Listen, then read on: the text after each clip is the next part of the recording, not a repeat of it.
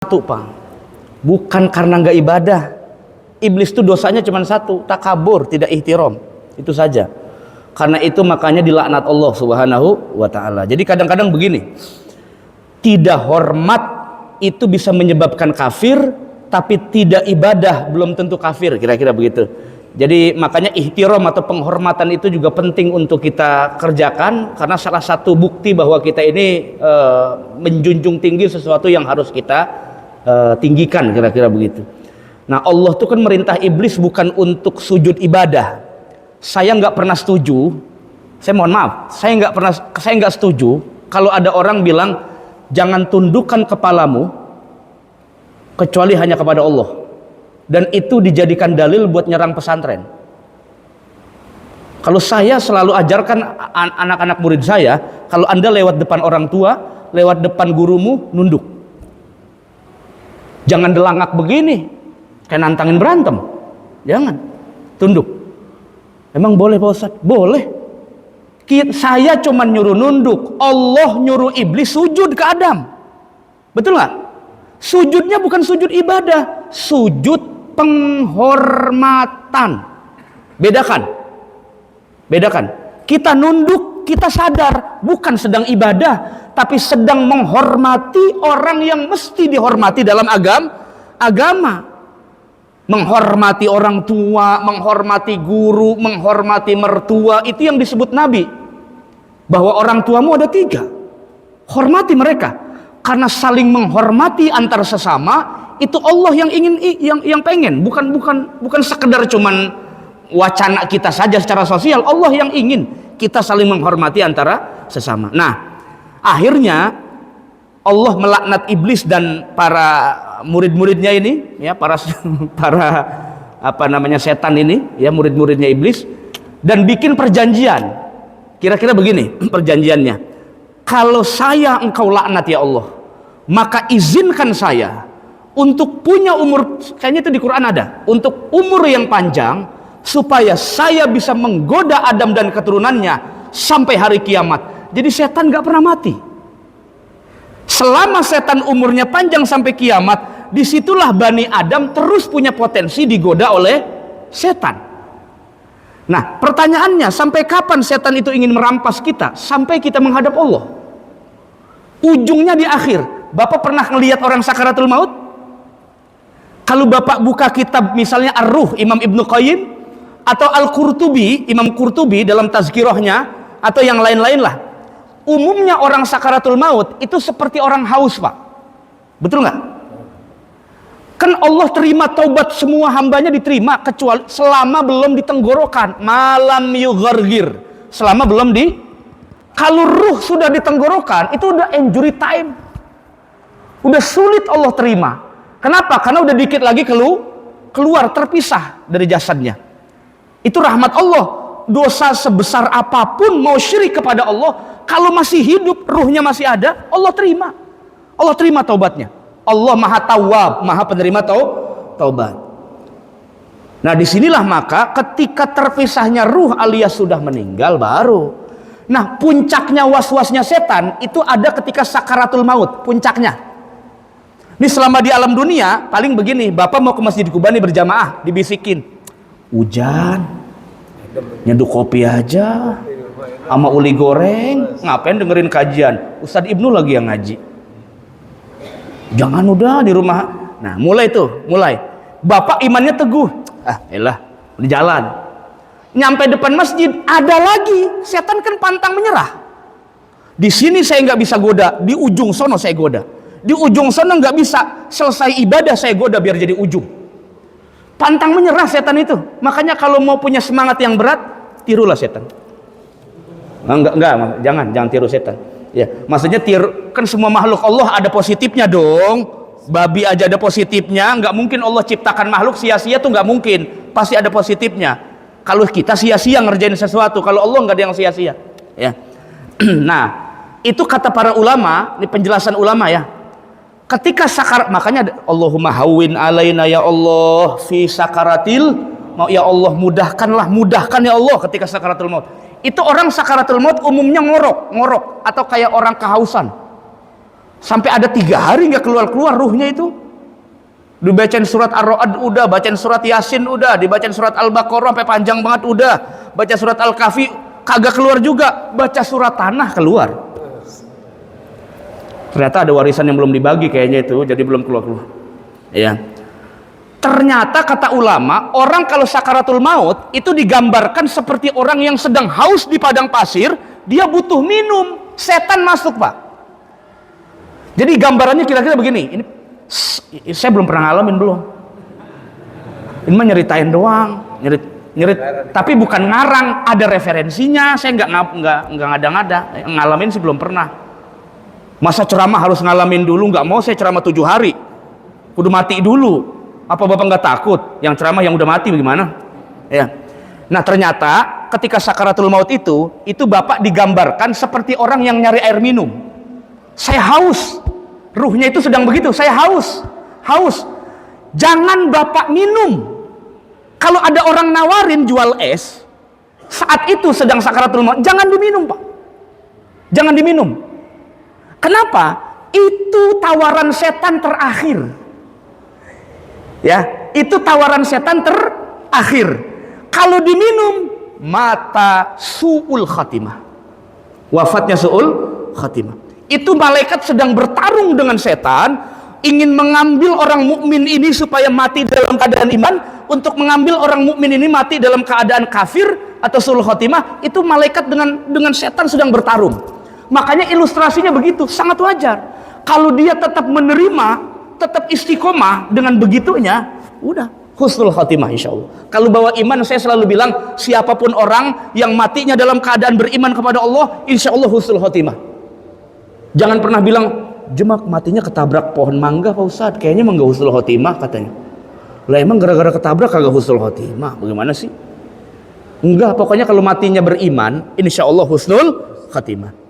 Ya, jadi setan tuh tawaran terakhir was-wasnya ketika sakaratul maut. Makanya minta sama Allah supaya dimudahkan ketika sakaratul maut. Itu baca doanya setiap ba'da salat, Allahumma hawin alaina ya Allah fi sakaratul maut. Ada orang yang meninggal gampang banget loh, Pak. Saya punya kakek namanya Haji Muslim Musa, ya, dulu muridnya Gerendeng. Bapak kalau di Gerendeng Karawaci, itu kiai yang paling top ngaji kitab ya di Gerendeng. Nah, saya punya kakek ngajinya di sana. Itu habis sholat duha pengen ngajar kitab, Pak, kakek saya. Ya. Itu habis sholat duha pengen ngajar kitab, belum sempat keluar rumah, manggil cucunya. Nah, sini, di pangku cucunya habis salat duha, di pangku, terus begini, Pak. Oh, ini mangku lama amat, kata gitu ya, kata nenek saya, kok lama amat di bang? Nggak ada, udah. Coba, enak nggak? Begitu doang. Kata, kagak enak sih Pak Ustadz, mati sih, begitu. Maksudnya matinya nggak ngerepotin orang, bahkan ada orang mati sampai begitu. Kayak dicekek tuyul. Ini mah enggak, tinggal duduk doang habis salat duha begini nih, sampai mangku cucunya, udah nggak bangun lagi.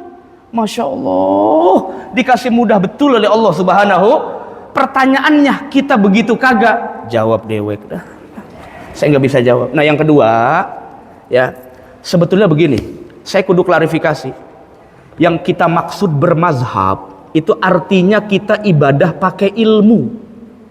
Ya, ibadah pakai ilmu. Saya kalau mau jujur, orang awam tidak wajib bermazhab, karena ada kaidah al-amila mazhabalah. Orang awam tidak wajib orang awam itu beramalnya ngikutin guru, bukan ngikutin mazhab. Gurunya begitu, ya aja begitu. Ente ngapa sholat nggak ngangkat tangan? Lah guru saya ngajarin begini, Tad. Gitu kira-kira. Udah yang bermazhab tuh yang ulama saja, yang mufti, yang orang yang berijtihad, yang mengeluarkan ilmu dengan sesungguh-sungguhnya. Ya orang-orang yang ada di komisi fatwa MUI lah itu. Itu orang-orang yang ifta, yang suka berfatwa itu. Meskipun jurang nerakanya juga dekat itu. Aduh, iya, orang ahli fatwa tuh ke jurang neraka dekat itu, Pak. Dekat itu. Kalau fatwanya benar, kalau salah, Masya Allah. Tapi paling enggak tetap dapat pahala satu, tapi tetap dekat neraka. Ya. Nah, begini. Sebetulnya Hari ini Bapak jadi Syafi'i, besok pindah jadi Imam Ahmad bin Hambal, besok jadi, itu kan bunglon Pak namanya ya, bunglon ya. Sebetulnya ulama nganjurin begini, selama Anda mampu mengikuti Syafi'i sejak awal, misalnya karena dari kecil Syafi'i gitu ya, maka tetaplah bersyafi'i. Tapi ketika dalam kondisi yang tidak memungkinkan, seperti Bapak ikhtilat di Mekah tawaf, dan ketika sa'i, silahkan Anda pindah, tapi pindahnya harus utuh. Kalau wudhunya Syafi'i, sholatnya harus Syafi'i. Kalau wudhunya mazhab Malik, sholatnya harus Imam Malik. Yang tidak boleh wudhunya Syafi'i, sholatnya Malik. Itu nggak boleh. Nah, pertanyaannya, kenapa tidak boleh? Karena rumus ilmunya beda. Takutnya Bapak melahirkan bid'ah. Bid'ah itu begini, sesuatu yang tidak pernah, satu, Nabi ngerjain, dua, nggak pernah ada fatwanya dari ulama. Kalau cuma Nabi nggak ngerjain, kita bisa verifikasi dari sahabat, betul nggak? Misalnya nih, wah dari contoh Nabi nggak ada, coba dari sahabat. Kan Nabi bilang, alaikum bisunnati wa sunnatil khulafair rasyidin.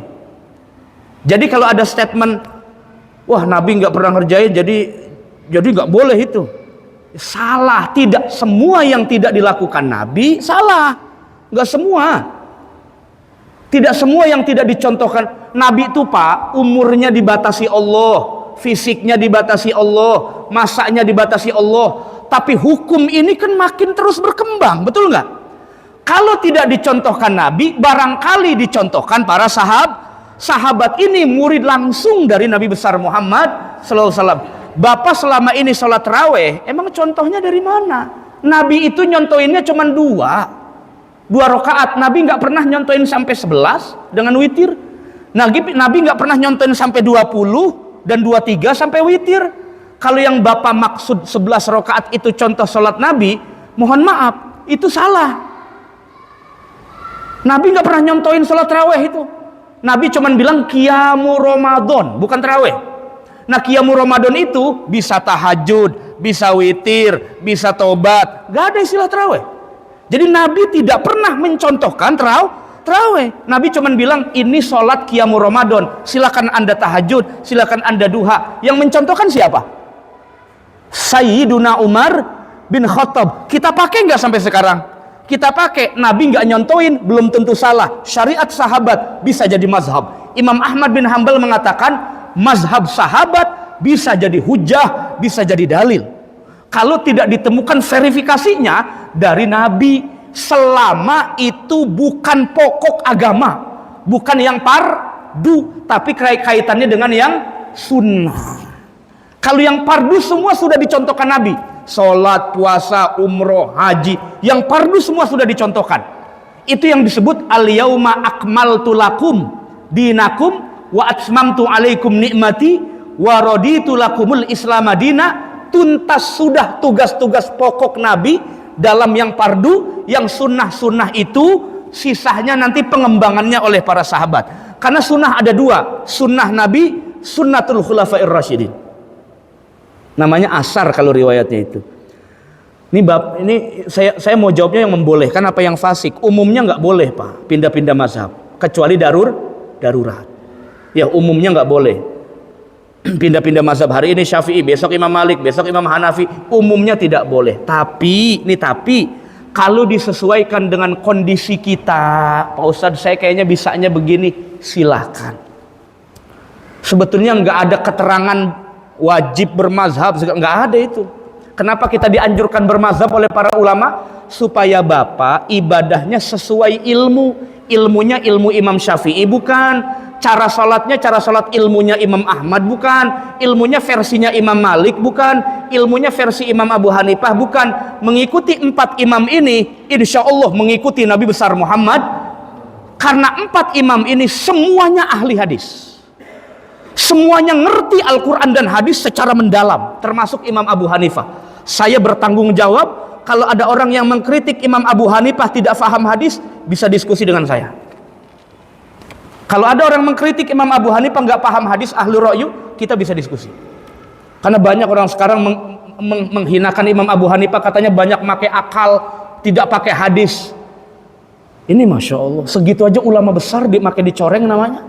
Kita mah yang ngajinya cuma mingguan bulanan aja pakai sok-sokan komentarin ulama yang dulu-dulu zuhud, mereka luar biasa dengan ilmunya, pintar memahami Quran dan hadisnya. Orang sekarang Masya Allah, ingat Pak, ada adab yang lebih tinggi. Jadi berilmu kalau nggak pakai adab, kayaknya ilmu tuh nggak jadi hikmah Pak.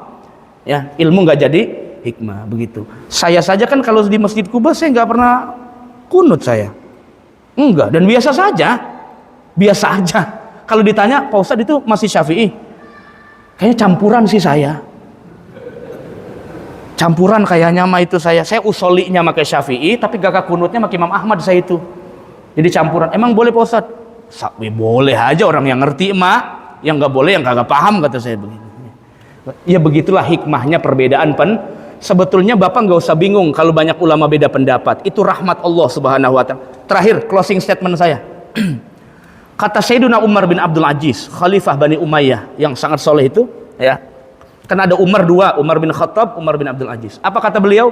Andaikan sahabat tidak berbeda pendapat, saya khawatir umat setelah saya bingung cari solusinya bagaimana tentang hukum.